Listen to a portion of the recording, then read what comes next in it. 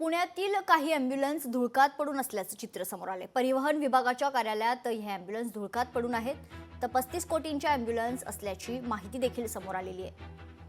तर याचाच आढावा घेतलाय आमचे प्रतिनिधी चंद्रशेखर भांगे यांनी।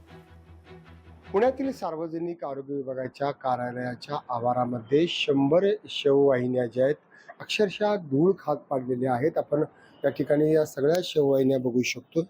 आरोग्यमंत्री तानाजी सावंत आरोग्यमंत्री असताना 35 कोटी रुपये या ठिकाणी या सगळ्या शववाहिनी खरेदी करण्यासाठी या ठिकाणी लागलेले आहेत। जानेवारी महिन्यामध्येच या सगळ्या शववाहिन्या या ठिकाणी आल्या, परंतु गेल्या 3 महिन्यापासून या सगळ्या शववाहिन्या पुण्यातील नायडू रुग्णालयाजवळ असलेल्या मोकळ्या जागेत पार्क करण्यात आलेल्या आहेत।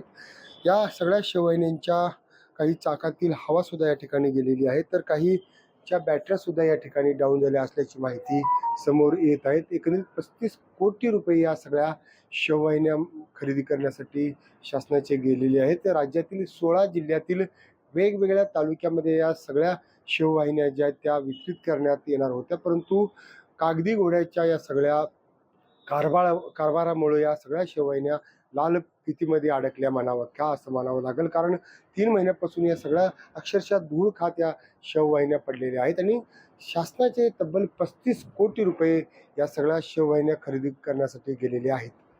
लोकशाहीसाठी मी चंद्रशेखर भांगे, पुणे। लोकशाही मराठी ऐका, पहा, जागरूक रहा।